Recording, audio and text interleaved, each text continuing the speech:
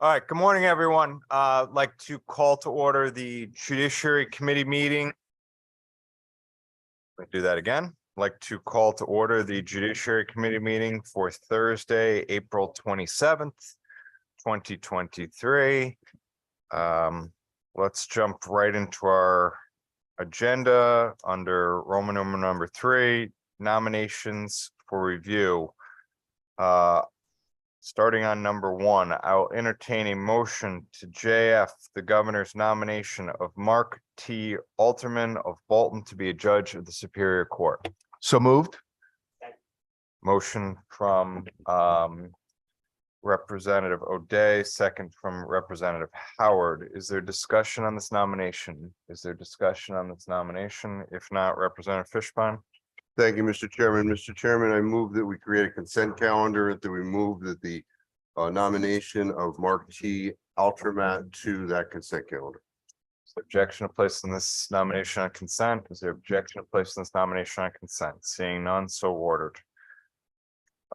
Next, I'll entertain a motion to joint favorably report the governor's nomination of Moira L. Buckley of Glastonbury to be a judge of the Superior Court.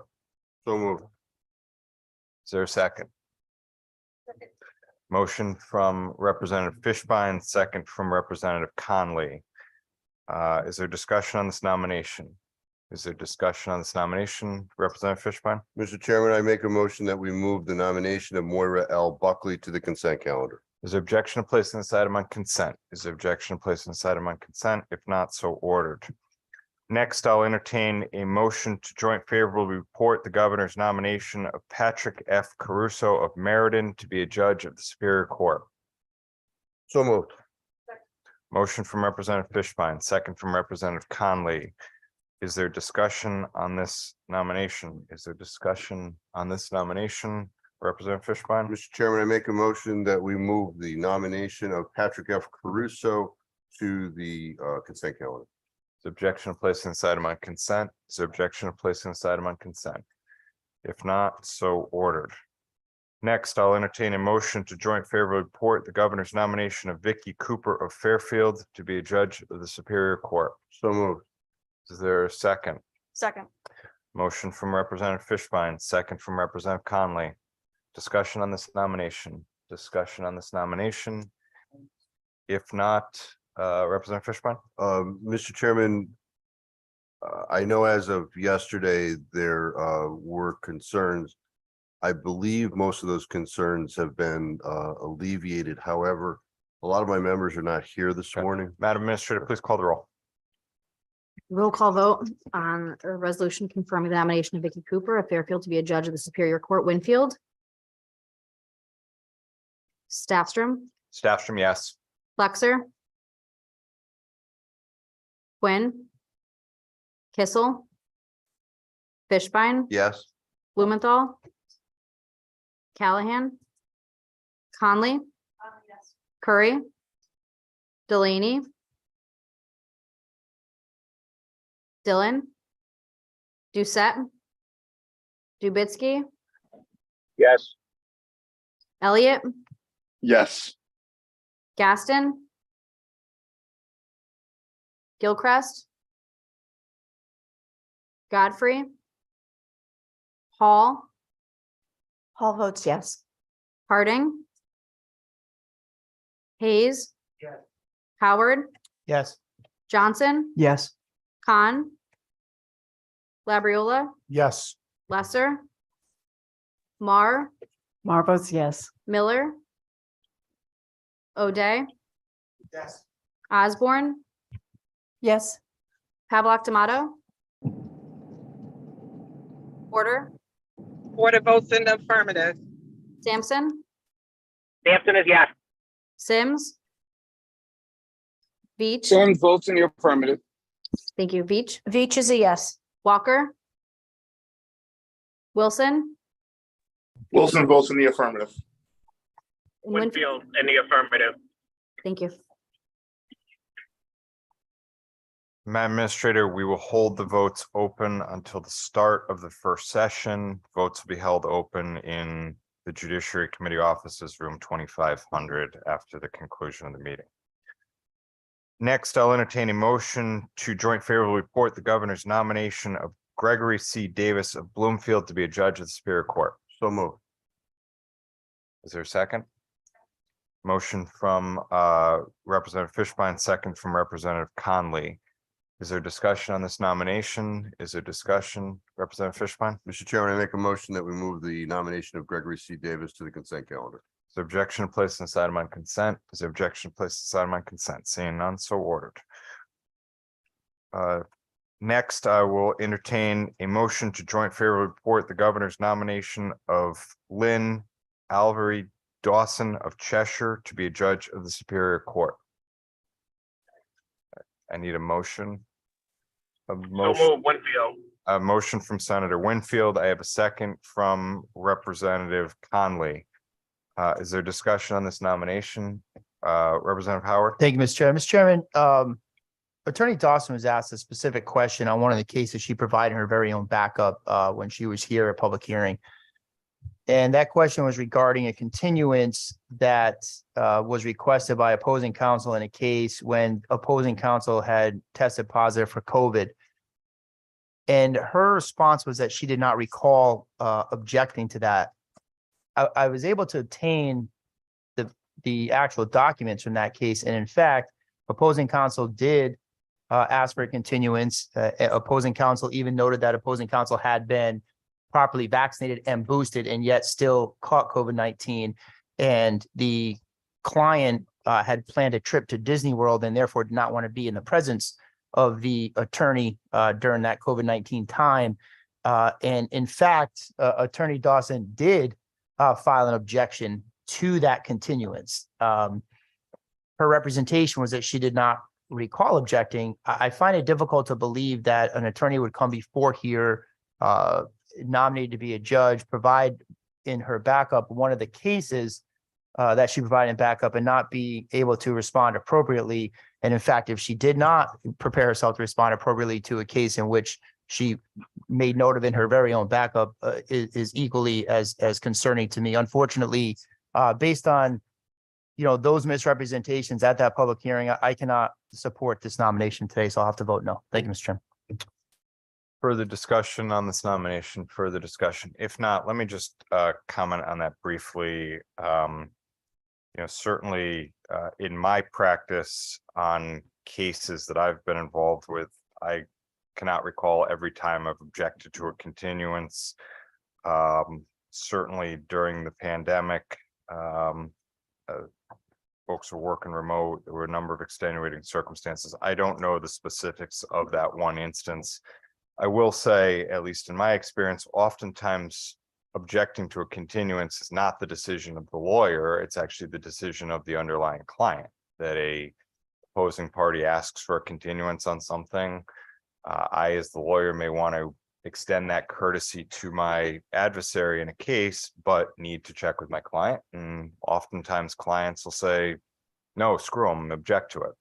I've been in that situation many a time in my career. So the fact that a lawyer objected to a continuance request to me certainly is not enough to find somebody unfit to serve as a Superior Court judge. And I'd ask my colleagues to support this nomination. Madam Administrator, call the roll.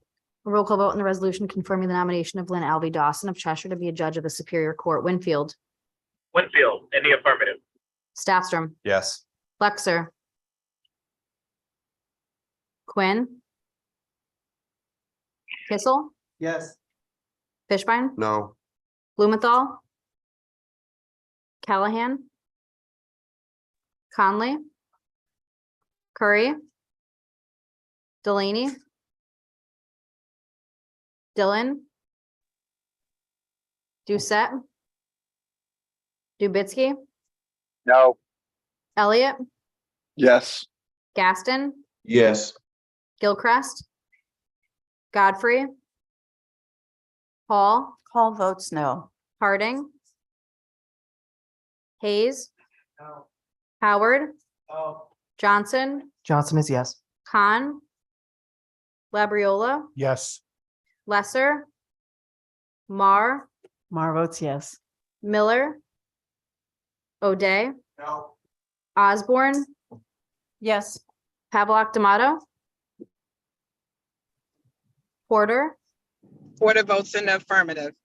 Sampson, Sampson is no. Sims, Veach, Beach is no. Walker, Wilson, Wilson is a yes. and Delaney. Sims vote in the affirmative. Delaney votes in the affirmative. Thank you. Thank you, Madam Administrator.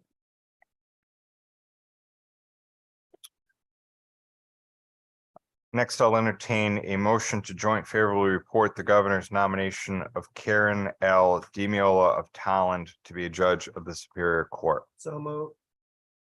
Is there a second? Second, Winfield. Motion from Senator Kissel, second from Senator Winfield. Discussion on this nomination. Senator Kissel. Thank you very much, Chairman Staffstrom. Well, on this particular nominee, I might be going out on a limb. It begs a certain question that on time and occasionally confronts this committee. And that question is, how much court experience should a nominee have to qualify or at least feel comfortable for us to become a judge of the Superior Court? And quite frankly, and I've been blessed and honored to be in the legislature for 31 years now, I've seen that debate sort of wax and wane. There's a period of time where pretty much all I saw were prosecutors and public defenders and high-powered litigators, and that was it. You wouldn't see anybody from any other kind of practice of law. Then we went through a period where there seemed to be a reach into the corporate community. You didn't necessarily have to have a lot of court experience, but you maybe had a smattering. But maybe you did a lot of contractual work and in-house counsel work. Then there were strides as far as diversity on the bench. We made conscious efforts to diversify our bench as far as race, ethnicity, and gender. And there were times where I recall under the Rell administration, there was a roadblock.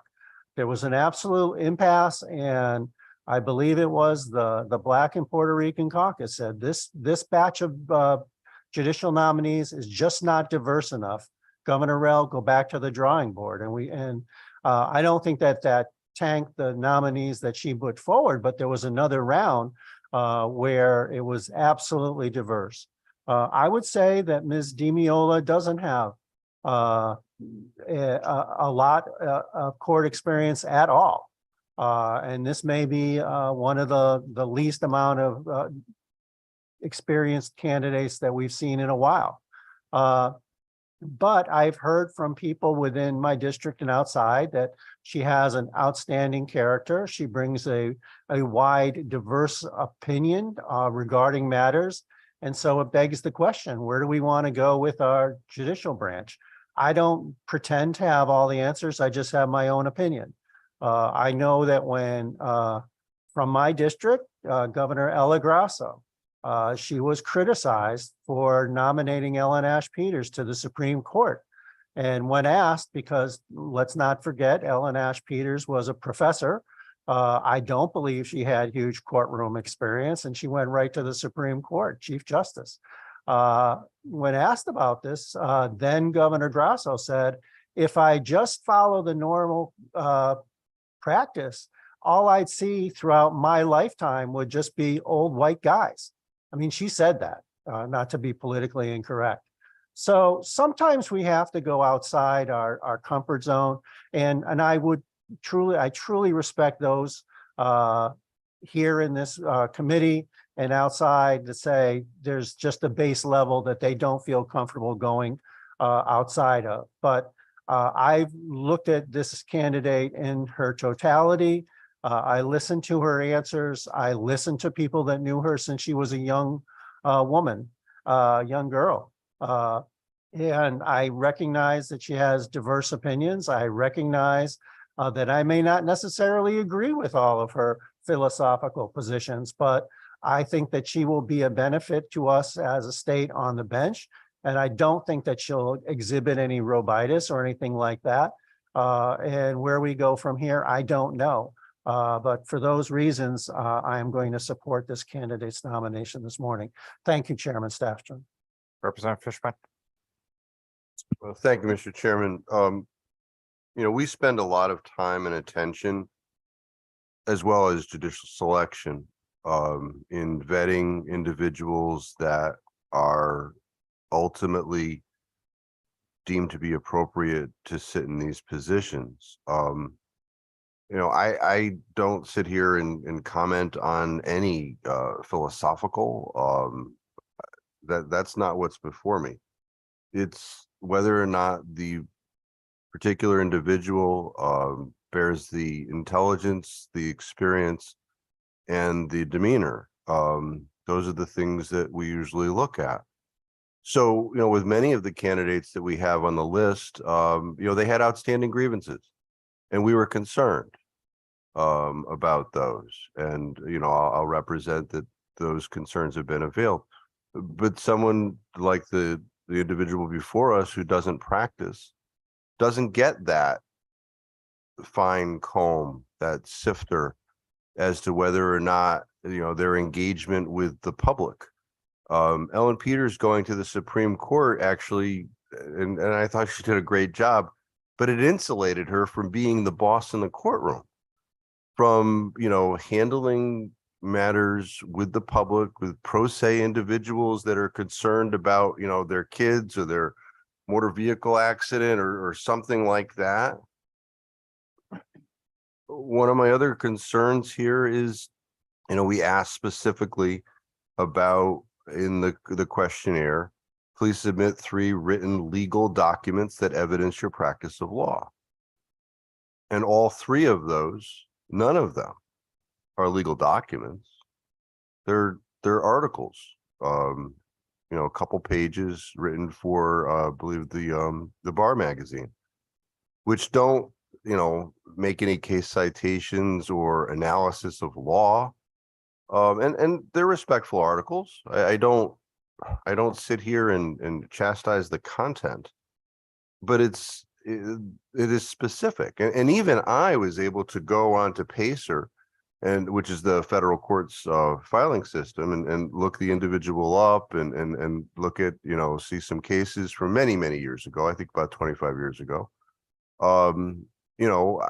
We've found those to be acceptable in the past. But in this particular response, we didn't get that. And, she was asked about that, and, it is what it is as far as the response. I don't know what the future brings, but I think we have a duty. We have nothing before us as far as I've seen with regard to the demeanor aspect of that analysis. So I don't know in full conscience that I'm comfortable. So thank you, Mr. Chairman. Representative O'Day. Thank you very much, Mr. Chair. And, I echo the comments of both the ranking members, both the good senator and the good state rep. And this candidate, I frankly like as a person very much in the limited engagement. And when I was chair of judicial selection, as the good representative stated, we looked at intellect, experience, and temperament. The first 2 were somewhat self-evident. The third, temperament, is one that's more problematic to explore. And somebody earlier today was giving me a hard time on my robitis question because everybody's prepared for it. Well, the reason everybody's prepared for it is because I always ask it, and current Justice McDonald always asked it. And I think the judiciary prepares the candidates for it because that's the hardest thing for us to measure. And frankly, that's one of the most important things to get on there, to look at when a judge, if a judge has a temperament problem and forgets where they come from, then that's going to be a bad judge. And I don't have any, frankly, I believe this candidate is going to get through. And in 8 years, if I'm still here, the good ranking member, senator, been here for 30 odd years, I don't think I could make it that long if I could even get the election, win the elections. But I hope that when this candidate comes before us in 8 years, I'm going to be able to say to her, I'm glad I was wrong. But I think judicial selection has put through too many candidates that don't have courtroom experience. When I was chair, I was called often about what it takes. And we would tell people, go get some experience being a volunteer trial lawyer for an indigent person. You have to get trial experience. Now, I've only tried about 50 jury verdicts to jury cases to trial, to verdict. So that's more than many. It's not as many as of others. But I can tell you, a judge is the most important person in that courtroom. Obviously, I'm stating the obvious. And if that person is inexperienced, has never had to make an objection based on hearsay, or never try to determine whether or not a piece of evidence should get in or not, and has to think on their feet, it's a really tough road to hoe. And I couldn't imagine being a judge without having argued all the things I've argued over the 30 years of my experience in court and on your feet. And now I know there's a very good judges school that they go through. But this reminds me, like, my son wanted to play. When I was coaching him, I'm sorry to digress, but I want to explain myself. When my son wanted to play receiver in youth football, I didn't let him because he would have failed. He would have dropped the ball and he would have embarrassed himself. I'm not saying this candidate is going to embarrass herself, but I'm thinking by not having any courtroom experience at all, we're setting her up for failure. And again, I hope I'm wrong. And I'm making this somewhat of a speech so that in the future, if somebody wants to become a judge and they don't have any courtroom experience, go to a courtroom, watch it, volunteer to represent as a lawyer someone, because there's plenty of opportunities in federal court or state court to volunteer. They need lawyers volunteering for pro se's to help them. So the reason for my no on this candidate has solely to do on experience and trying to send a message, and hopefully judicial selection is telling candidates who don't have any experience, go get it. Come back to us, but get some trial experience, because you may not like the job. If you haven't been in a courtroom, you might not like being a judge. And this is a long process. Some people have been on the list to become a judge for decades. And someone who's never been in a courtroom or never tried a case, you might not like the job because it's not for everybody. So anyway, thank you very much, Mr. Chair. I do greatly appreciate the opportunity to explain my no vote here. But I do think this person is an excellent, outstanding person. I just think that they don't have the experience to become a judge in the Superior Court. Thank you, Mr. Chair. Representative Callahan. Thank you, Mr. Chair. And I would echo much of what my colleague from New Canaan just talked about. When we talked to this candidate during the public hearing process, I understand she hadn't been in a courtroom in almost 2 decades. So my question was about, if you haven't been, have you followed the courts? You're a professor. Have you talked to your students about any Connecticut cases? And as my good colleague just stated, have you stayed on top of what's going on in the Connecticut courts? And there was no answer to that. So you have to be a very well-rounded individual to be on the bench. You have to deal with the politics of the courtroom, a lot of court staff, and some precedent that has taken place in the past years. So it's difficult. We have to take a lot into account when we vote for judges in Connecticut, and there's a lot of material to review and a lot of things to consider. And considering all those points and the lack of experience, I am also a no today. Thank you, Mr. Chair. Further on this nomination? If not, let me just say, I don't think my colleagues' fears are necessarily unfounded. I do share some of the concern about the lack of experience, not just in the courtroom, but also managing a docket or managing a caseload, I should say, with this nominee. I think we do have nominees both in this list and prior lists that didn't have extensive courtroom experience, but had more experience sort of managing a caseload or practicing law on a day-to-day basis, maybe outside of the court than this particular nominee does. But I am going to support this nomination today, predominantly because I think what we've seen of this nominee is, at least on 2 out of the 3 grounds, she scores very high. I think she certainly has the intelligence for the job, and I think she certainly has the temperament for the job. And I'm hopeful that maybe there'll be a learning curve. I'm hopeful that she will rely on support from more seasoned judges, and hopefully gain that experience. And as a few folks said, in 8 years, be back before us with glowing recommendations.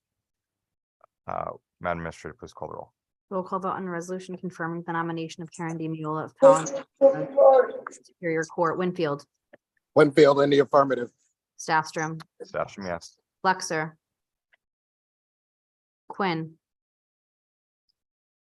Kissel, Fishbein, Blumenthal, Yes. Callahan, No. Conley, Yes.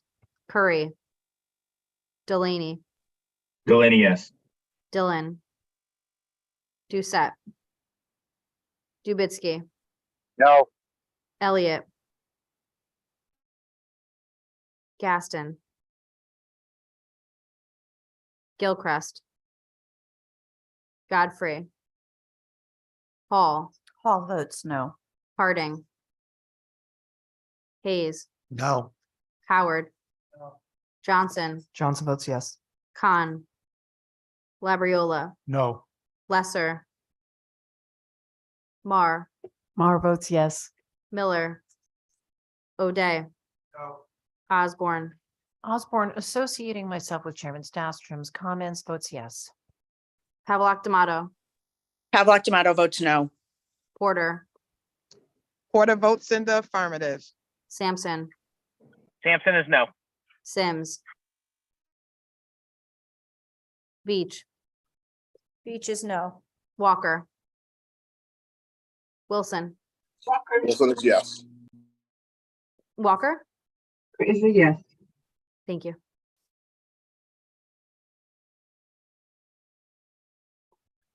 Next, I'll entertain a motion to favorably report the governor's nomination of Paul R. Doyle of Weathersfield to be a judge of the Superior Court. Motion from Senator Kissel, second from Representative Fishbein. Senator Kissel. Thank you very much, Chairman Staffstrom. It is my distinct honor and privilege to support Paul Doyle this morning to be a judge of the Superior Court. I wasn't kidding when I said that if he's half the judge that his dad was, then we'll have an outstanding jurist on our hands going forward.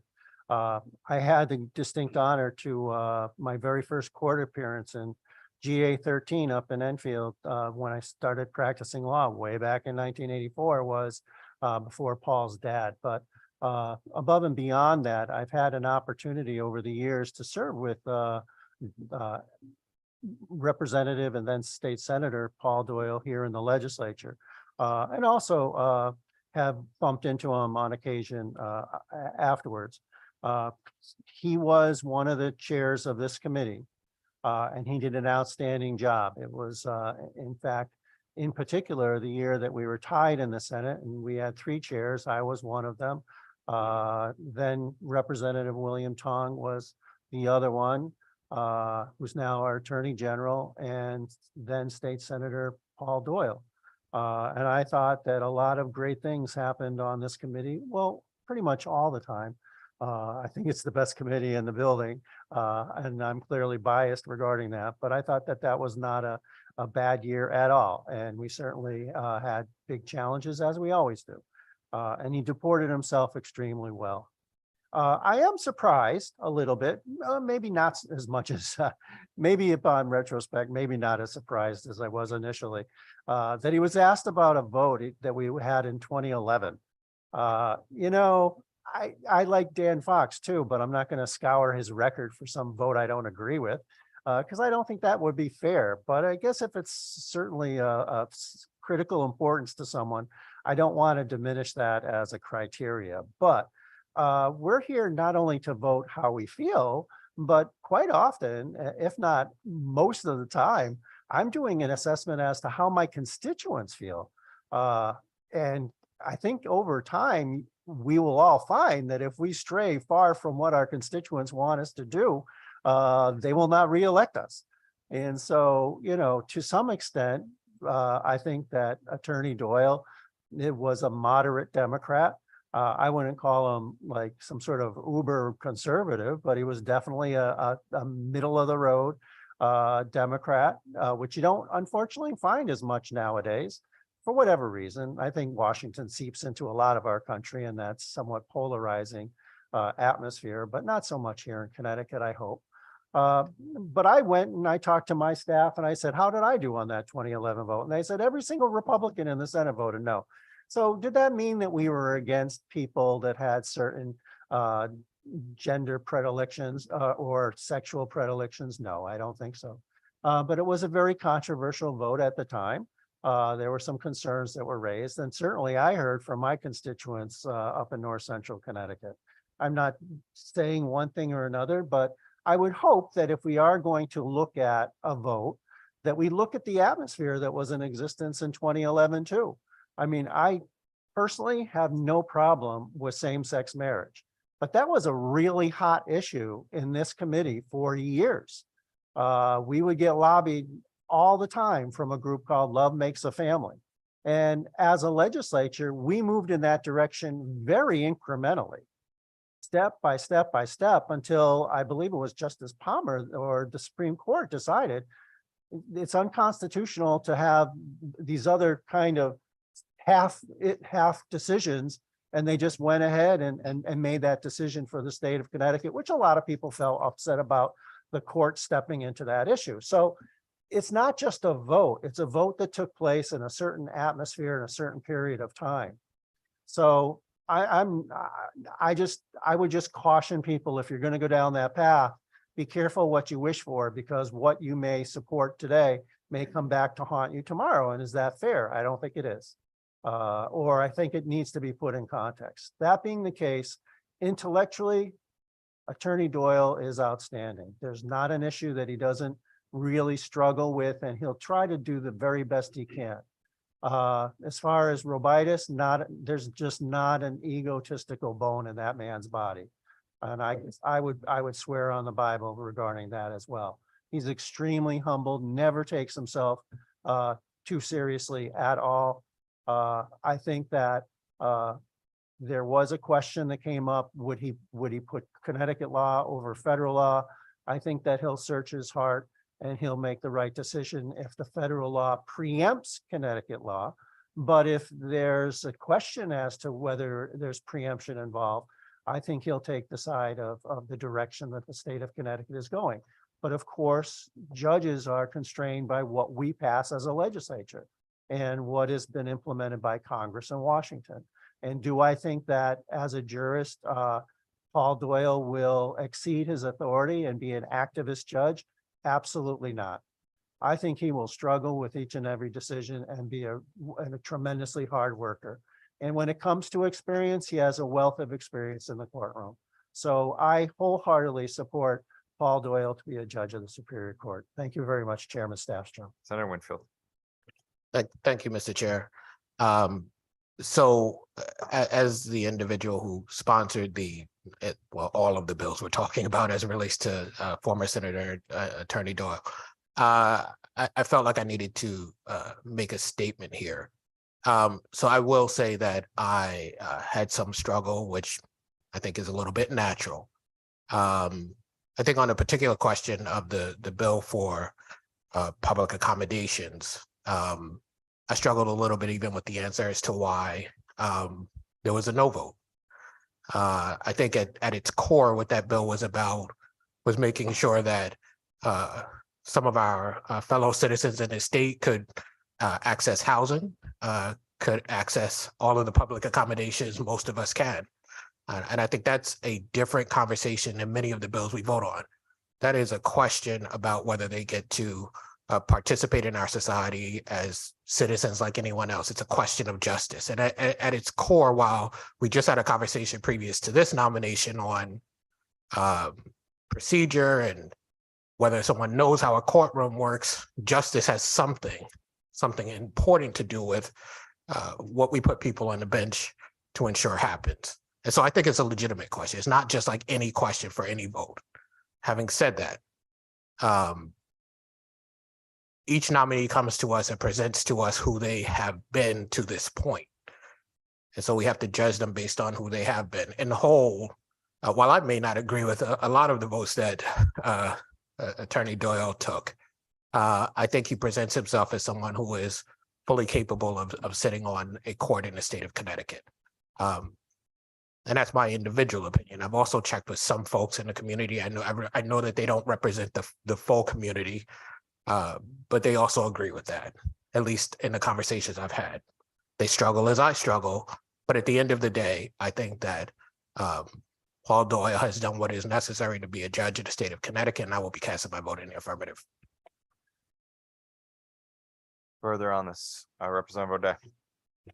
Thank you very much, Mr. Chair. Just as I articulated earlier, intellect, there's nobody that would dispute Attorney Doyle's intellect experience. He's a trial lawyer. I mean, and we've gotten to know him through the many years that he's been in the House and the Senate, and I've known him in the Senate anyway. So, you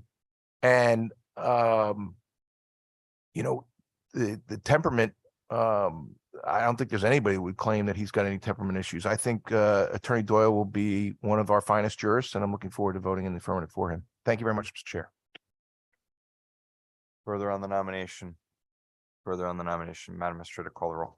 Resolution confirming the nomination of Paul Doyle of Weathersfield to be a judge of the Superior Court. Winfield, Winfield in the affirmative. Staffstrom, Yes. Flexer, Quinn, Kissel, Yeah. Fishbein, Yeah. Blumenthal, Yes. Callahan, Yes. Conley, Yes. Curry, Delaney, Delaney, yes. Dillon, Doucette, Jubitsky, Elliott, Gaston, Gilchrist, Godfrey, Paul, Yes. Harding, Hayes, Yes. Howard, Yes. Johnson, Echoing the co-chair's comments about justice, yes. Khan, Labriola, Yes. Lesser, Mar, Miller, O'Day, Yes. Osborne, Yes. Havelock Tomato, Porter, Sampson, Sampson is yes. Sims, Beach, Yes. Walker, Wilson, Wilson is yes. Jubitsky, Kibitsky is yes. Doucette,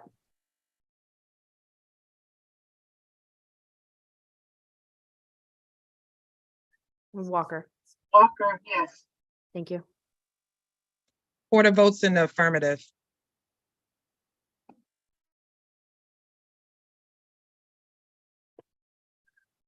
Next, I'll entertain a motion to favorably report the governor's nomination of Daniel J. Fox of Stamford to be a judge of the Superior Court. Motion from Senator Winfield, second from Representative Fishbein. Discussion on the nomination. Representative Fishbein. Thank you, Mr. Chairman. I'll be brief. Mr. Chairman, very happy to see Attorney Fox's name on this list. I will indicate, however, he was before us last week And since that time, the Rangers have lost. Coming into the hearing, we were up 2-0.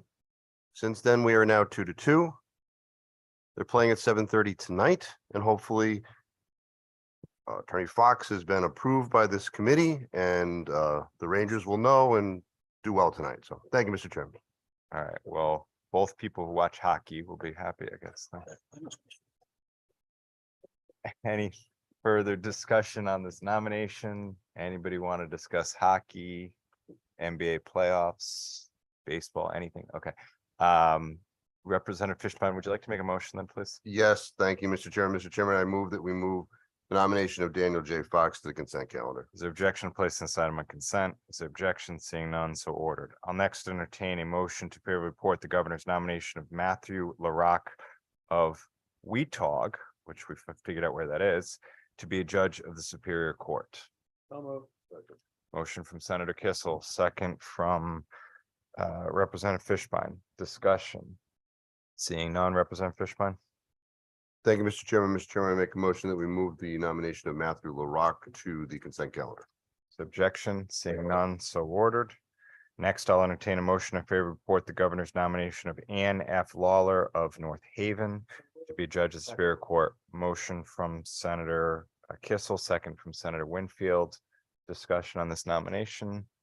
If not, Madam Administrator, call the roll, please. Roll call vote on the resolution confirming the nomination of Ann Lawler of North Haven to be a judge of the Superior Court. Winfield, Whitfield in the affirmative. Staffstrom, Flexer, Quinn, Kissel, Fishbein, Blumenthal, Yes. Callahan, Yes. Conley, Yes. Curry, Delaney, Delaney, yes. Dillon, Doucette, Doucette, yes. Kubitsky, Kibitsky, yes. Elliott, Gaston, Yes. Gilchrist, Godfrey, Paul, Yes. Harding, Hayes, Yes. Howard, Johnson, Johnson is yes. Khan, Labriola, Yes. Lesser, Mar, Miller, O'Day, Yes. Osborne, Yes. Pavlock D'Amato, Pavlock D'Amato votes yes. Porter, Porter votes in the affirmative. Sampson, Sampson is no. Sims, Beach, Beach is a yes. Walker, Wilson, Wilson is a yes. Walker is a yes. thank you. I'll next entertain a motion to favor report the governor's nomination of Walter A. Menjivar of West Hartford to be a judge of the Superior Court. Motion from Senator Winfield, second from Senator Kissel. Discussion on this nomination. Discussion, Representative Fishbein. Thank you, Mr. Chairman. Mr. Chairman, I make a motion that we move the nomination of Walter A. Menjivar to the consent calendar. So objection to place this item on consent. So objection, seeing none, so ordered. Next, I'll entertain a motion to favor report the governor's nomination of Yemeni Menon of Westport to be a judge of the Superior Court. Second. Motion from Senator Winfield, second from Senator Kissel. Discussion, seeing none. Representative Fishbein. Thank you, Mr. Chairman. Microphone. Thank you, Mr. Chairman. Mr. Chairman, I make a motion that we move the nomination of Yamini Menon to the consent calendar. Thank you. So objection to placing this item on consent. Standard, is there objection? No objection? So ordered. Next, I'll entertain a motion to fair report the governor's nomination of Thomas J. O'Neill of Fairfield to be a judge of the Superior Court. Motion from Representative O'Day, second from Senator Kissel. Discussion on this nomination. Discussion. If not, Madam Administrator, please call the roll on this. Roll call vote on the resolution confirming the nomination of Thomas O'Neill of Fairfield to be a judge of the Superior Court. Winfield, Whitfield in the affirmative. Staffstrom, Yes. Flexer, Quinn, Kissel, Fishbein, Blumenthal, Yes. Callahan, Yes. Conley, Yes. Curry, Delaney, Delaney, yes. Dillon, Doucette, Doucette, yes. Drubitsky, Yes. Elliott, Gaston, Yes. Gilchrist, Godfrey, Paul, Yes. Harding, Hayes, Yes. Howard, Yes. Johnson, Johnson is yes. Khan, Labriola, Yes. Lesser, Mar, Miller, O'Day, Osborne, Yes. Havelock Tomato, Pavlik, sorry, Pavlik Tomato votes yes. Porter, Porter votes in the affirmative. Sampson, Sampson is yes. Sims, Veach, Yes. Walker, Yes. Wilson, Wilson is a yes.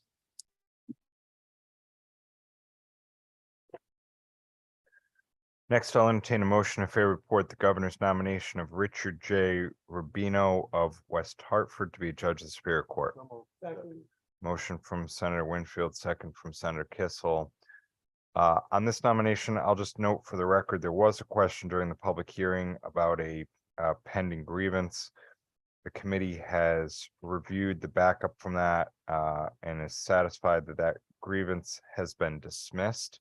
And while it is on appeal, it appears the likelihood of that appeal overturning the dismissal is low, appears to be low. And leadership of the committee is comfortable moving this nomination forward today with that backup. Further discussion? Seeing none. Representative Fishbein, Mr. Chairman, I make a motion that we move the nomination of Richard J. Rubino to the consent calendar. is there objection to placing this item on consent? Is there objection? Seeing none, so ordered.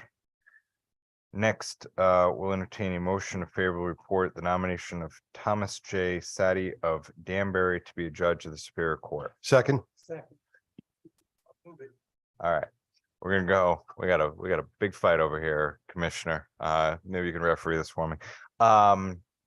Let's go with a motion from Representative O'Day, a second from Senator Winfield, and we'll go to Senator Kissel for a comment. Thank you very much, Chairman Staffstrom.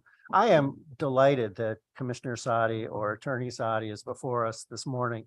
I feel like I've known him for decades, but it's been since he's been the commissioner, but worked very closely with him. And I have to say, just an exemplary commissioner of Veterans Affairs, but also a very activist individual. I can't recall the number of veterans events up in my district where he was present.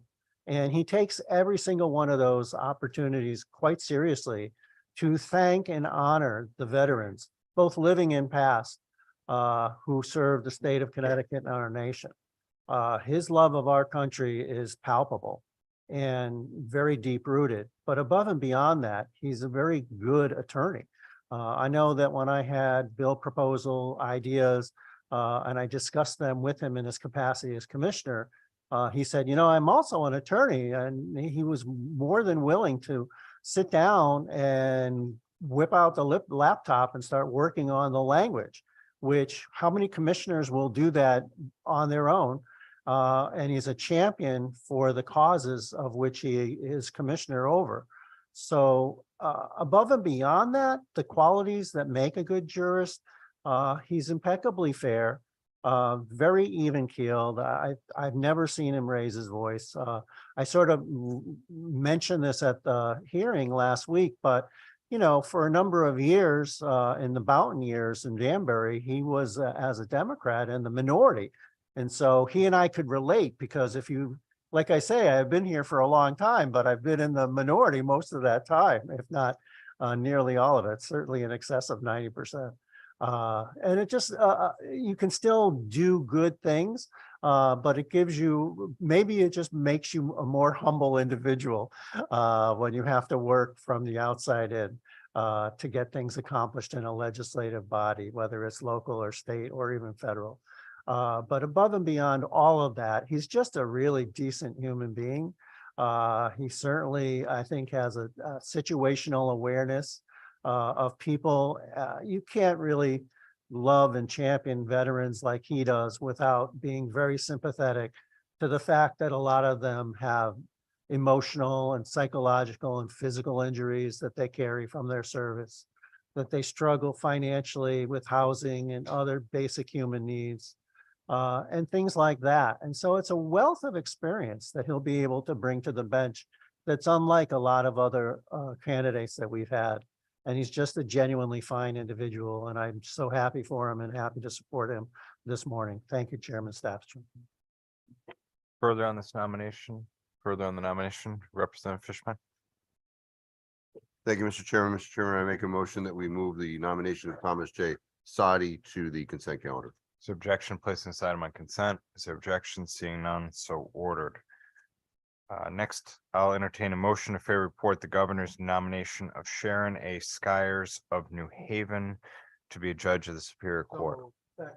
Motion from Senator Winfield, second from Senator Kissel. Again, I'll note there was a question about a pending grievance. Committee leadership has reviewed that. And based on the allegations contained therein and the procedural posture, are comfortable moving this nomination forward for today. Further discussion? Further discussion? If not, Madam Administrator, please call the roll. Roll call vote on resolution confirming the nomination of Sharon Skyers of New Haven to be a judge of the Superior Court. Winfield, Winfield, in the affirmative. Staffstrom, Yes. Flexer, Quinn, Yes. Kissel, Yeah. Fishbein, Yes. Blumenthal. Yes. Callahan. Yes. Conley, Yes. Curry, Delaney, Delaney, yes. Dillon, Doucette, Dubitsky, Yes. Elliott, Gaston, Yes. Gilchrist, Godfrey, Hall, Yes. Harding, Hayes, Yes. Howard, Yes. Johnson, Yes. Khan, Labriola, Yes. Lesser, Marr, Miller, O'Day, Yes. Osborne, Yes. Pavlock D'Amato, Pavlock D'Amato votes no. Porter, Sampson, yes. Sims, Sims in affirmative. Veach, Beach is yes. Walker, Wilson, Wilson is yes.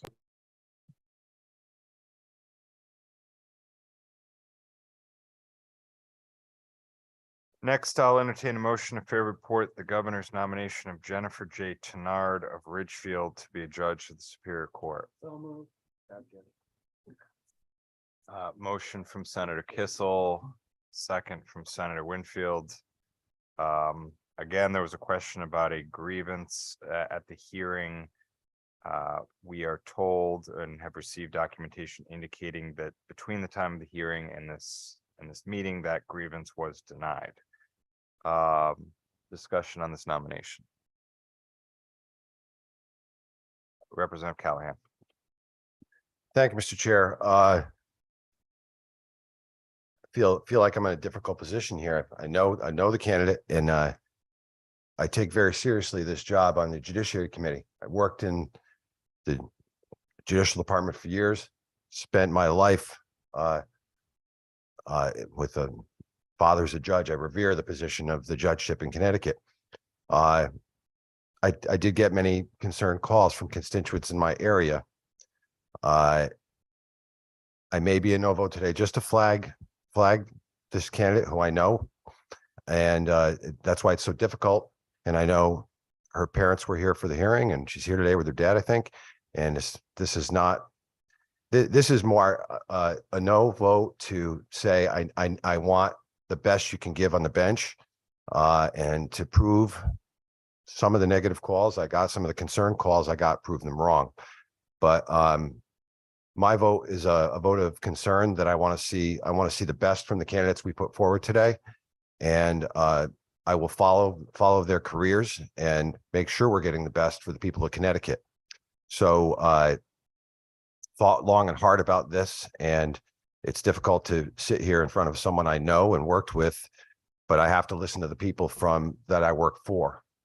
And therefore, I will show a vote of no today in concern, and to tell the candidate that I will be watching and following up. Thank you, Mr. Chair. Representative Osborne. Thank you, Mr. Chairman. Like my colleague, I've struggled with this particular nominee. But I thought of a lot of positive things that came before us.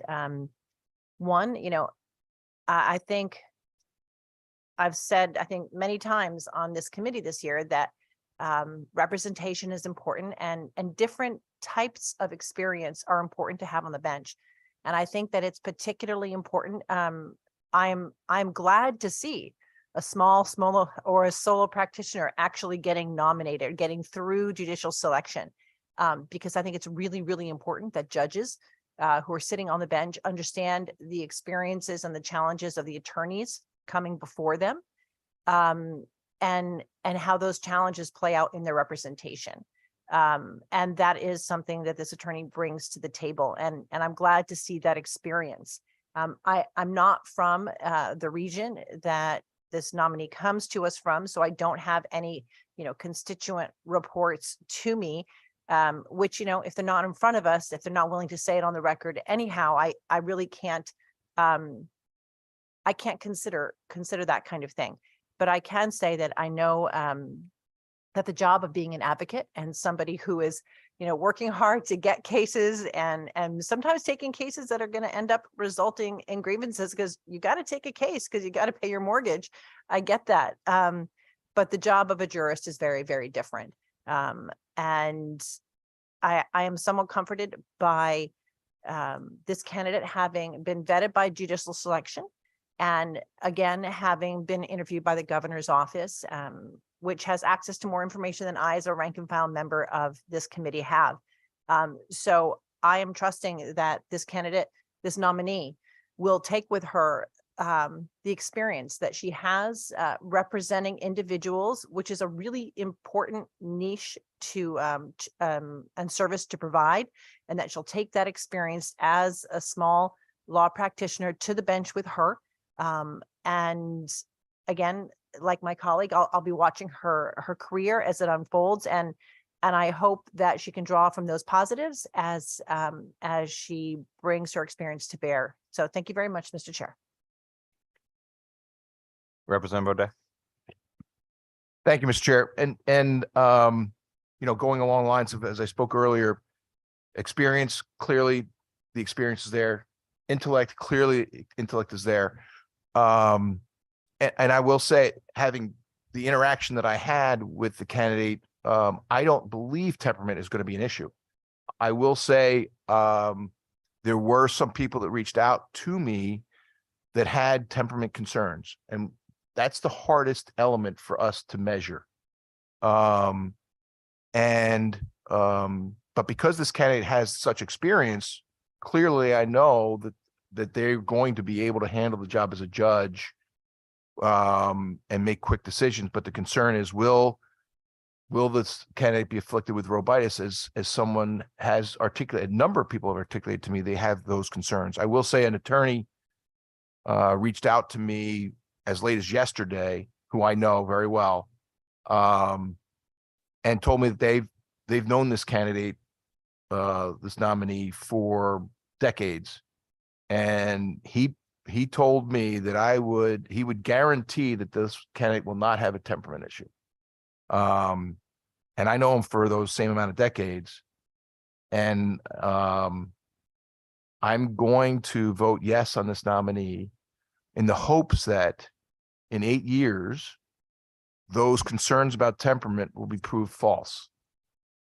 And so all the nominees that are going to be elevated to the bench, please don't be back here in 8 years with any temperament issues, because that's one of our biggest concerns. And some of us are taking a flyer on the fact that we've mentioned this to every candidate, a prospective nominee, or a prospective judge, and don't make us regret an affirmative vote. So thank you very much, Mr. Chair, for letting me speak my piece here. Further on this nomination. Senator Winfield. Yes, thank you, Mr. Chair. Just briefly, when I first got on this committee was when I first came to the building. I didn't really think people paid attention to us. I now know differently. And so I know people are listening, and I think this is an important spot to say something. The getting through of judicial selection, getting through the governor's office and then coming here, unless there is actually a problem with somebody, should be a happy event for them. The whispering that goes on sometimes is not useful. If folks are going to talk about someone, there's not much that we can really do with that if they're not willing to come forward and be transparent so we can have a real conversation. And I think it's important. We are trying to judge these people in full, and we cannot do that even given some of the information people will suggest to us behind the scenes, because we don't get to push on what is being put before us. It's unfair to the candidate, it's unfair to the committee, and as a matter of fact, it's unfair to the state. You are doing no service to any of us in doing that. I recognize that it is difficult sometimes to put yourself in front of us.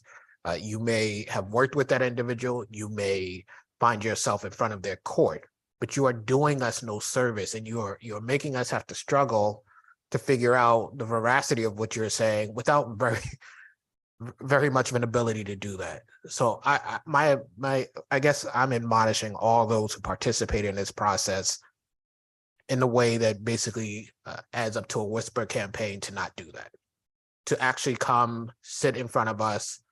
If you can't do that, actually present us something that is hard evidence, something, because otherwise all you're doing is making this a day it should not be. And with that, Mr. Chair, thank you very much. Representative Fishbein. Thank you, Mr. Chairman. Just briefly, this issue of decorum and how one is treated in the courtroom is important, and it's an intangible that's difficult to sift through. I find myself in a difficult place because, I very highly respect the opinions of Representative Callahan. I listen to him quite frequently, and I enjoy the conversations. And he comes to us with a level of concern. On the other hand, I've got a packet backup, and I have a public hearing at which those concerns were not tested. I will point out that a Superior Court judge has the appellate court as a check. They have the judicial canons, and they have the judicial review. I was recently in, of all places, small claims court, where there is no review, there is no record, there is no appeal. And I happen to have be in the position of filing a motion to dismiss. I'm not going to get into why I had to, but the magistrate said, we don't do motions to dismiss in small claims court. And I said, well, Your Honor, maybe you should read the motion first, and then we can talk about the merits. And I heard it again. We don't, and that's unreviewable. That's not the demeanor that we want on the bench, and certainly I don't believe that this candidate has that type of a demeanor. So I intend to support, but my fingers are crossed. So thank you, Mr. Chairman. Madam Magistrate, please call the roll. Roll call vote on the resolution confirming the nomination of Jennifer Tenard of Ridgefield to be a judge of the Superior Court, Winfield. Winfield in the affirmative. Staffstrom. Yes. Flexer. Quinn. Yes. Kissel. Fishbein. Blumenthal. Yes. Callahan. No to flag the candidate for future. Conley. Yes. Curry. Delaney. Dillon. Doucette. Dubitsky. Yes. Elliott. Gaston. Yes. Gilchrist. Godfrey. Paul. No. Harding. Hayes. Yes. Howard. No. Johnson. Johnson is yes. Khan. Labriola. Yes. Lesser. Lesser, yes. Mar.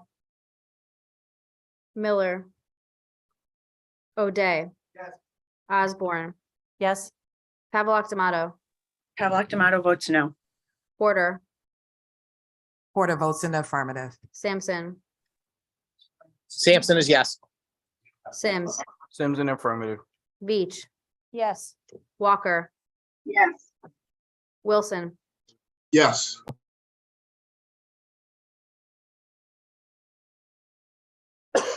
Madam Administrator, yes, I'd like to have my vote cast in the affirmative. thank you. Thank you, Madam Administrator. All right, turning to, I'll entertain a motion to favorably report the governor's nomination of Emily H. Wagner of West Hartford to be a judge of the Superior Court. Motion from Senator Winfield, second from Senator Kissel. Discussion. Representative Howard. Thank you, Mr. Chair. Mr. Chairman, this candidate and I had a brief exchange in the public hearing, excuse me, relevant to a case that she mentioned in her backup where she argued before the appellate court and ultimately the Supreme Court. I'm not going to belabor that issue except to say that I would direct my colleagues to the State v. Carrot case under the Connecticut Supreme Court, specifically footnotes 9 and 10. Effectively, as I understand it, having read the briefs, having read the opinions of the court and specifically those two footnotes, it appears that there was a conviction in this case and it went to the appellate court, and some of the facts of the case were misrepresented at the appellate court and then further doubled down on at the Supreme Court. And the Supreme Court justices unanimously overturned the remand from the appellate court and noted that the facts were not properly represented. And again, I would direct my colleagues to footnotes 9 and 10 on that. And I just want to say briefly, Mr. Chairman, I've been around the civil side of things are not as I'm not as comfortable with, but the criminal side I know quite well. And I think that it's important to understand, we've talked about interrogations in this committee. And I've said before that if a police officer walks into an interrogation with the sole purpose of getting a confession, he or she failed from the outset. The goal of that is to get the truth. The state's attorney's job or the prosecutor's job is not to get a conviction. It's to prove truth. A defense attorney's job is not to get an acquittal, in my opinion. It's to protect the rights and make sure that the process that and the rights that their client has are protected, and that the process is provides them that due process. To go to an appellate court or the Supreme Court where you can argue points of law and misrepresent facts that were found at trial is a flag for me. For that reason, I unfortunately have to vote no on this candidate. Thank you, Mr. Chairman. Further on the nomination? Further on the nomination? If not, Madam Administrator, call the roll. Roll call vote on the resolution confirming the nomination of Emily Wagner of West Hartford to be a judge of the Superior Court. Winfield, Winfield in the affirmative. Staffstrom. Yes. Flexer. Quinn, Yes. Kissel. Yeah. Fishbein, No. Blumenthal, Yes. Callahan, No. Conley, Yes. Curry, Delaney, Delaney, yes. Dillon, Doucette, Dubitsky, No. Elliott, Gaston, Yes. Gilchrist, Godfrey, Hall, Harding, Hayes, No. Howard, No. Johnson, Johnson is yes. Khan, Labriola, Yes. Lesser, Lesser, yes.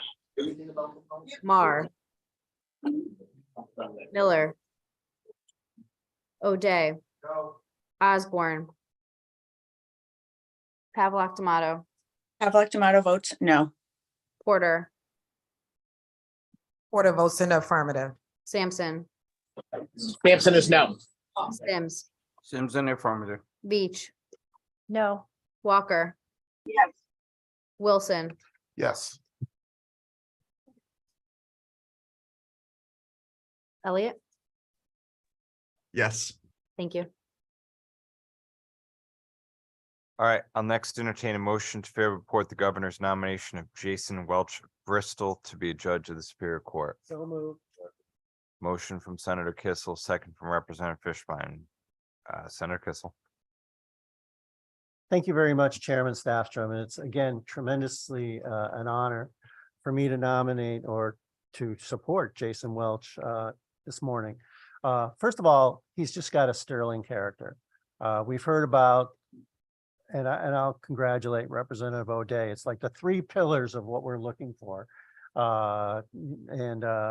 When it comes to intellect, Attorney Welch has an outstanding intellect. Currently, he is the overseeing head of the legal team in Senate Republicans. But above and beyond that, my knowledge of Attorney Welch goes back to when he was state senator for at least 2 terms in our state Senate, representing the good people of Bristol.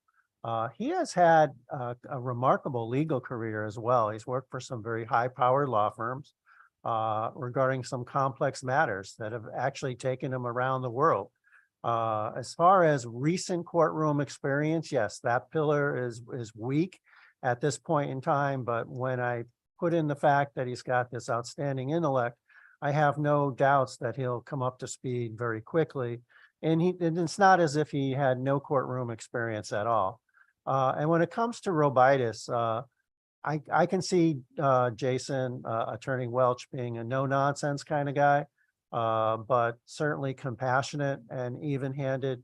He did an excellent job representing his district. And so that just sort of leaves me this one other point that I want to underline, as I did with Attorney Doyle. When we get people that have been legislators and they have voted on past bills, I think that we need to take that in the context. If a particular vote sort of breaks along party lines, that's an indication it's either a partisan issue or that a particular philosophy permeated the debate on that particular issue. I know that this vote from 2011 is being looked at as housing and all these other things, but I hate to say it, but it was referred to by many in a derogatory fashion, and I'm not pleased to repeat it, but it was like the bathroom bill, because people were concerned about people transgender and other gender relationships being able to use different bathrooms. And guess what? As much as we as a society and we as a state have moved way, way down the road on a lot of these issues, some of these issues that were raised as concerns back then are still there today. And one of them that comes to mind is a real rigorous debate. And again, I respect people on both sides of this issue, but transgender individuals competing in sports. And you got transgender, I guess, women that were biological males competing in women's sports. There's a whole push in Washington. So there's some of these issues are still out there. So I think that there's arguments on both sides, but I think that a particular vote does not necessarily reflect one's position regarding human rights or understanding or trying to look at things from both sides. I also think, though, on a lot of these things, individuals and legislatures and we as a state have moved. And on a lot of these things, we have moved really quickly when you look at it in historical context. And again, referring to my over 3 decades now here in the legislature, a lot of issues early on went for years and years and years. And we're in a very fast-paced situation right now in our country. And that may be part of the reason why there's some sort of clashes and some friction going on. But think about how long it took for us to get, and some would say we're not even close to there yet with race relations. But that was a long decades after decades after decades process. When it comes to gender and sexual proclivity and all of these sort of new areas and LGBTQ, and I guess there's an I and now there's a plus, and that tends to be evolving. This is all fast paced. So I say that because, again, when we look at a legislator, we have to take his or her votes in context. And I'm just hesitant to look at that as some kind of litmus test. If it is an indication of an attitude, and I've certainly seen legislators in this building that have a set kind of approach, and I may agree with them, but a lot of times I may disagree with them because they seem so rigid philosophically. That's a whole different can of worms. That's a different story. So on balance, I am really happy to support Attorney Welch. I have no hesitation in saying that he'll be an outstanding jurist. And for those reasons, I would urge my colleagues to support him as well. Thank you very much, Chairman Staffstrom.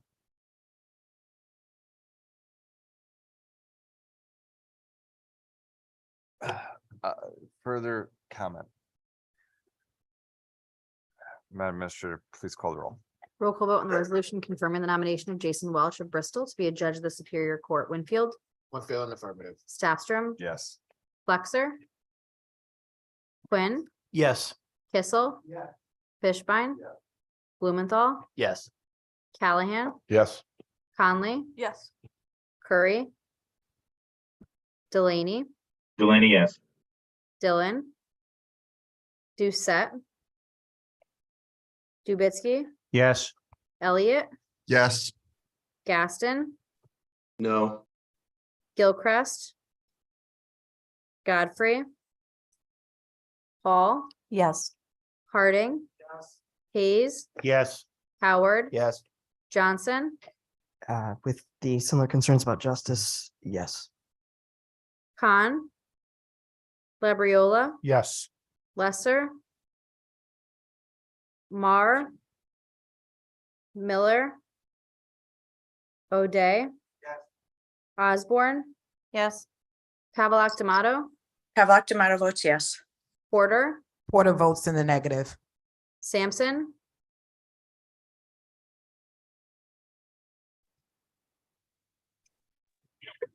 Madam Administrator, yes, Senator Lesser. Senator Lesser votes in the affirmative. Thank you, Sampson, Sampson is yes. Sims, Simpson a negative. Beach, Beach is yes. Walker, Wilson. Wilson's yes.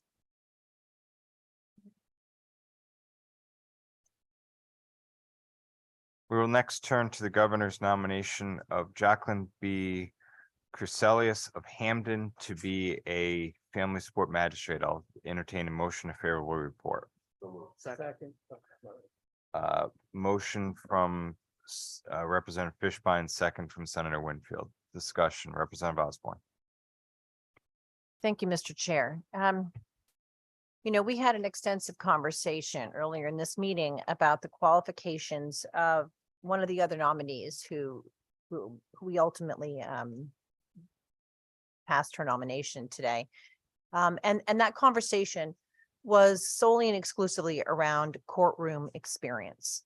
And I also think that, I've said many times, I think experience is really, really important on the bench. But I also think that diverse experience is important as well.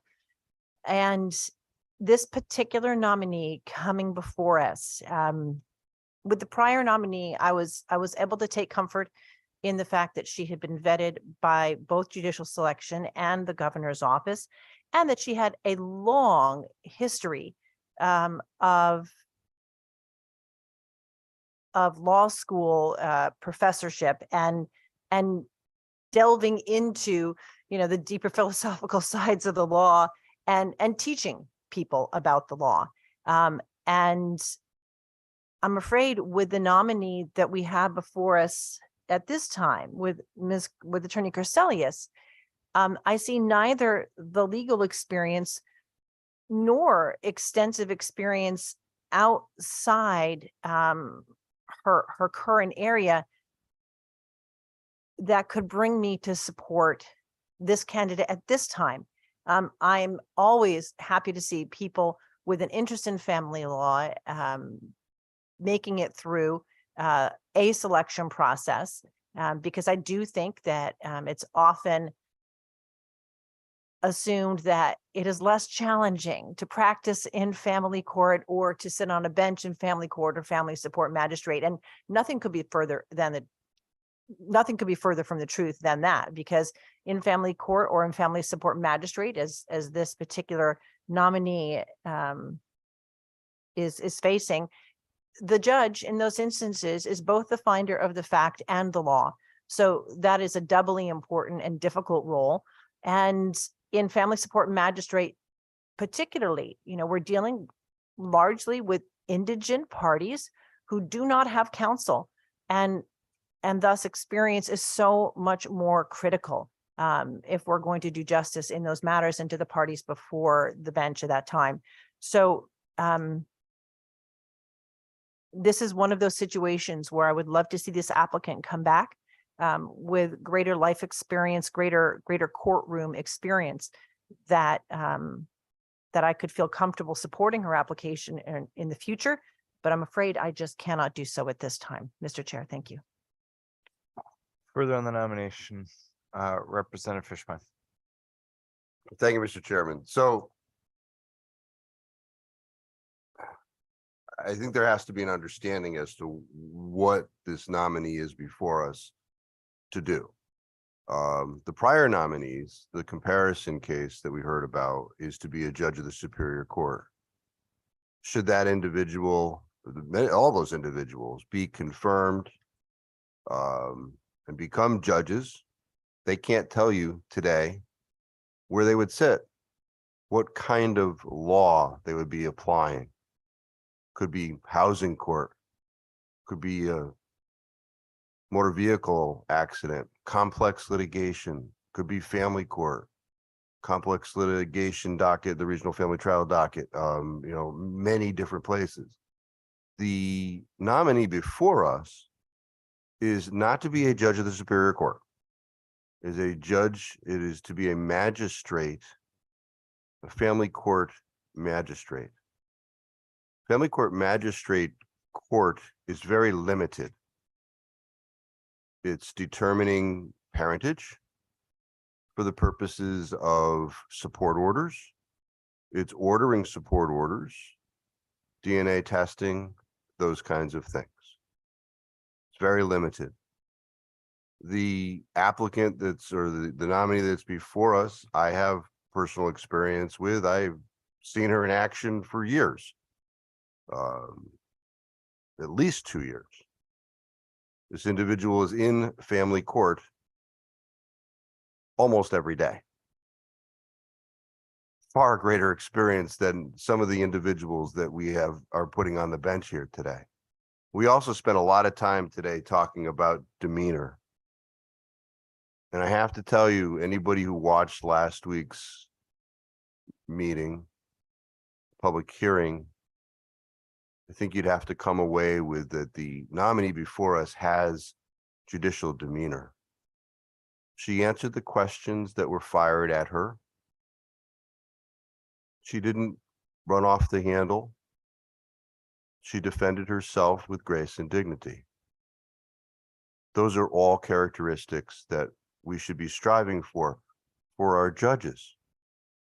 And yet this individual is not going to be a judge. They're going to be a family court magistrate, which I do not belittle the role of those individuals. I've been to family support court. It is a tough, very fast-paced docket. You have to be thinking on your toes. I fully believe that this individual is before us has all of those characteristics to be in that limited role.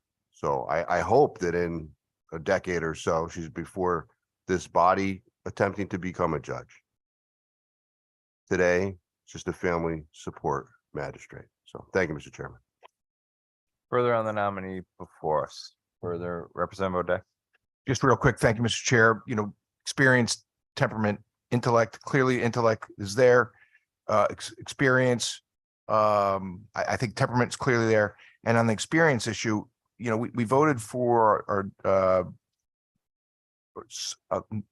we passed through. I did not vote for number 7, but certainly this nominee has more experience than the nominee that I voted against, who I am confident will be I'm hopeful will be a good judge. But I think if you voted for the lack of experience for a number of the judges, voting against this nominee for lack of experience, I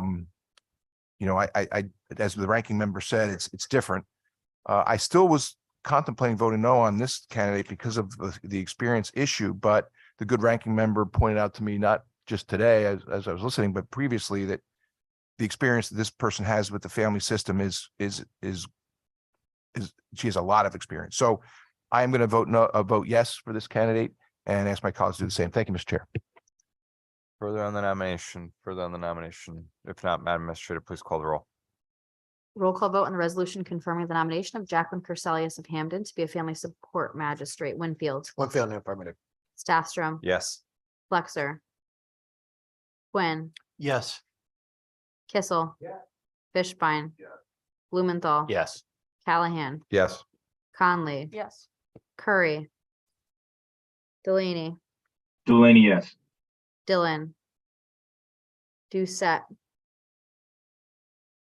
Dubitsky, Yes. Elliott, Gaston, Yes.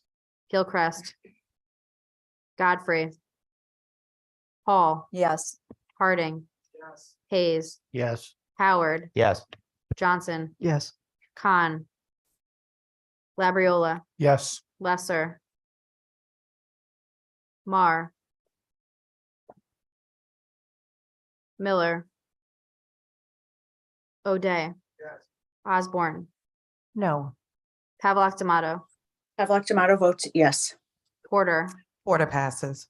Sampson, Sampson is yes. Sims, Sims, yes. Beach, Yes. Walker. Yes. Wilson, Yes. Porter.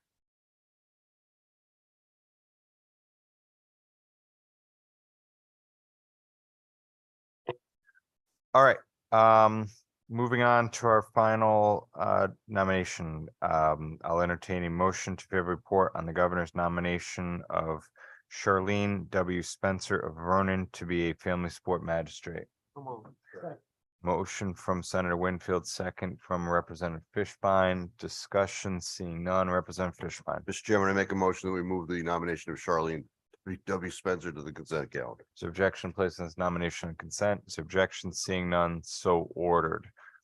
Madam Administrator, when you're ready, if you could call the consent calendar.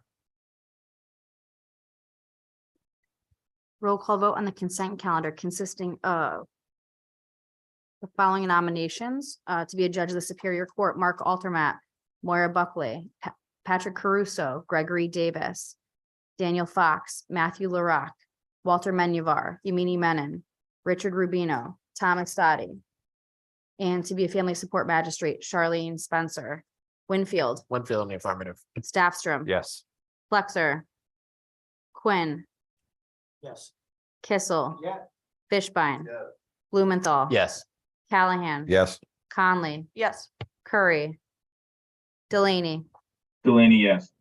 Dillon, Doucette, Dubitsky, Elliott, Gaston, Yes. Gilchrist, Godfrey, Paul, Yes. Harding, Hayes, Yes. Howard, Johnson, Yes. Khan, Labriola, Lesser, Mar, Miller, O'Day, O'Day, yes. Osborne, Yes. Pavlock Tomato, Pavlock Tomato votes yes. Porter, Porter votes in the affirmative. Sampson, Sims, Sampson is yes.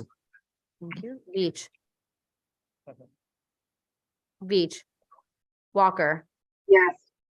Wilson, Yes. All right, that concludes our business for today. As a reminder, votes will be open until the start of the first session, either on Zoom or here in 2C or 2500. As far as date and time for next meeting, folks, be on the lookout. We do have referred bills that were sent to us. I expect there'll be more. So we will likely see each other, not likely, we will see each other next week, but we'll let you know a date and time when we have it. All right. See you next week, everybody.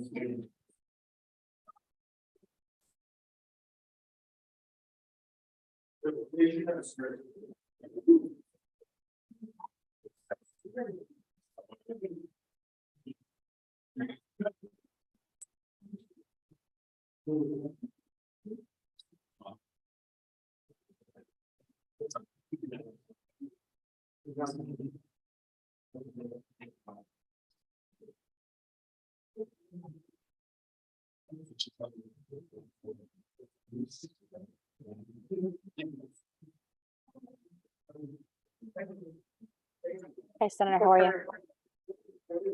Hi, Kristen. Are you speaking with me? Yes. Okay. So I For- know that I stopped at DiMeola.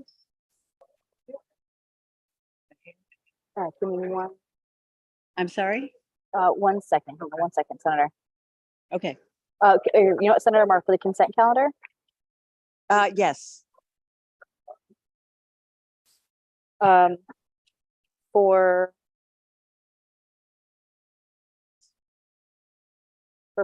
Senator Paul Doyle, Yes. for Ann Lawler, Yes. for Thomas O'Neill, Yes.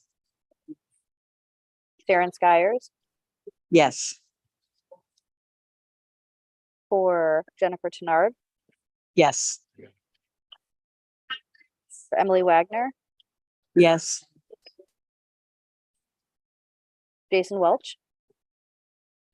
Jason Welch? Yes. Yep. No. And for Jacqueline Crucelius,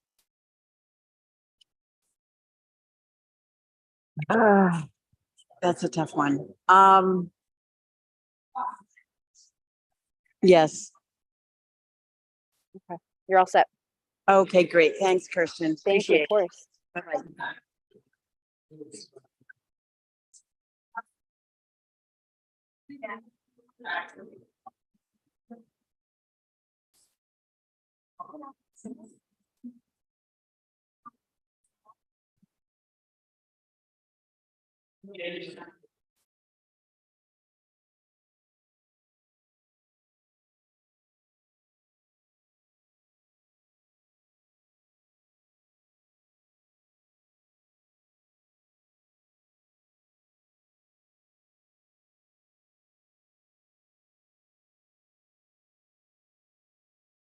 Hi, Senator Gaston.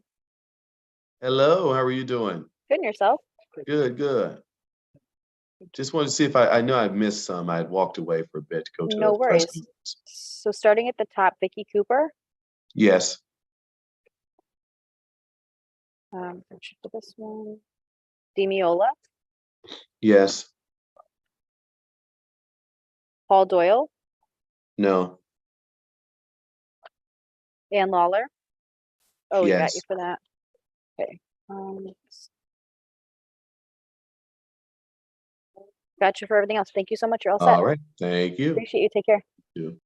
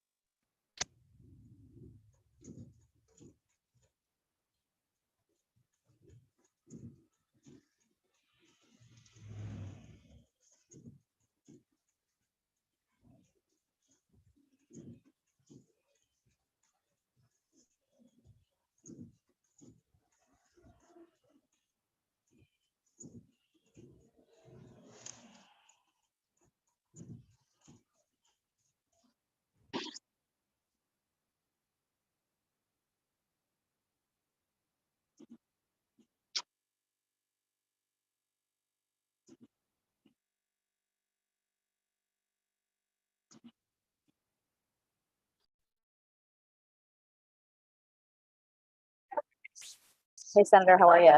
Oh, fine. How are you? Good, thank you. So we'll go a little backwards to the consent calendar. Who's on the consent calendar, please? Oh, so the consent we did, Mark Altermat, Moira Buckley, Patrick Caruso, Vicki Cooper, Greg Dave, hang on a second. That's not true. Hang on, these are different notes. Okay, consent calendar is Mark Altermat, Moira Buckley, Patrick Caruso, Gregory Davis, Daniel Fox, Matthew LaRock, Walter Menuvar, Yamini Menon, Richard Rubino, Thomas Sadi, and Charlene Spencer. Okay, that's a yes. Okay, and then the rest of these roll call. So for Vicki Cooper. Vicki Sorry. Cooper, Yes. Lynn Dawson, Yes. Karen DiMeola, Yes. Paul Doyle, No. Ann Lawler, Sorry. Ann Lawler, Yes. Thomas O'Neill, No. Sharon Skyers, Yes. Jennifer Tenard, Yes. Emily Wagner, Yes. Jason Welch, No. Jacqueline Curselius. Yes. You're all set. Thank you so much. Thank you. Bye-bye. Bye.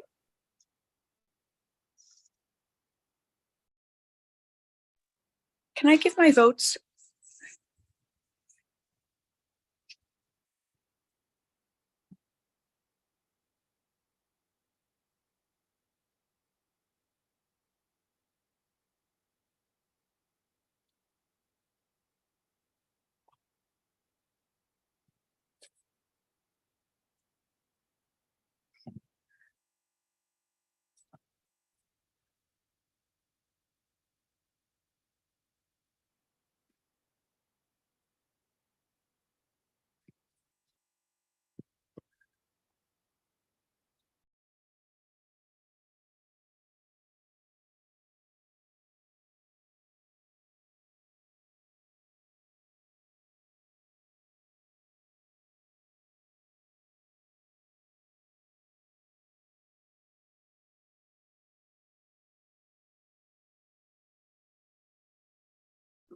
Hi, Representative. Hi. I've got you for consent. I'm just gonna go over these real quickly. I don't think there was too many of them. So for Vicki Cooper, Yes. Lynn Alvaree Dawson, Yes. for Paul Doyle. Yes. Um, I think that might be, yeah, you're all set. I've got you for everything else. Can you change my Paul Doyle to a no? Here, 1 second. All set. Thank you. You, of course. Take care. You too. Madam Administrator.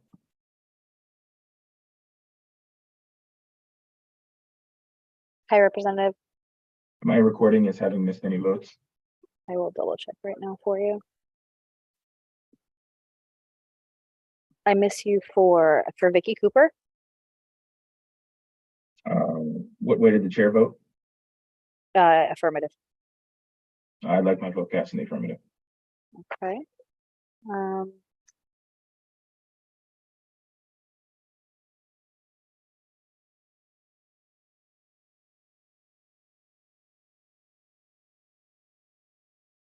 You're all set for everything else. Thank you, Madam Administrator. Thanks so much. Take care. Hey, Kirsten. Hey, how are you? Good. Hopefully make this easy for you. I am a yes to all. Okay. If that's Consent okay. as well. And for consent, I'm gonna mark you yes, and I'll mark you yes for everything else. Yes. Okay. Thank you so much. Take care. All right.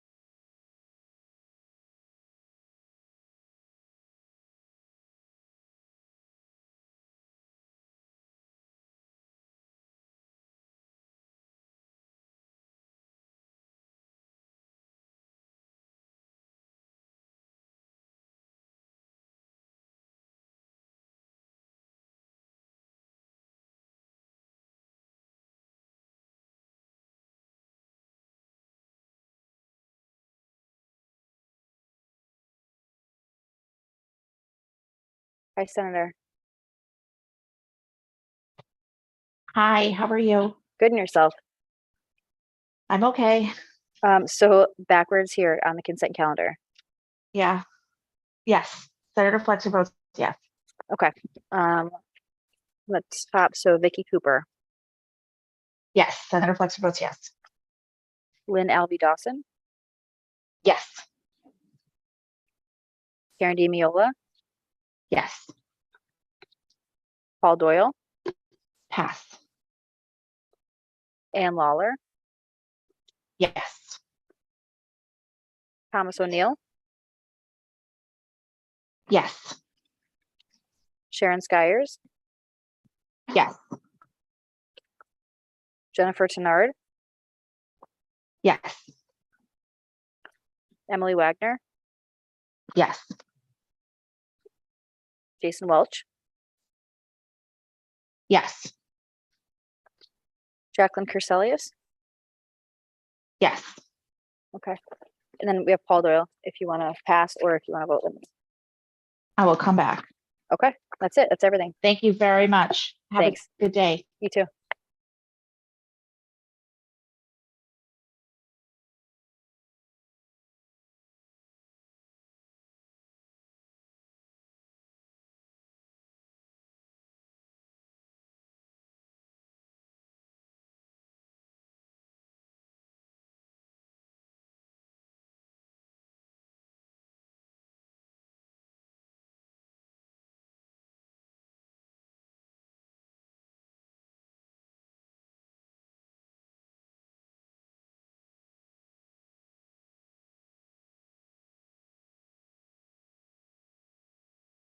Hi, Representative.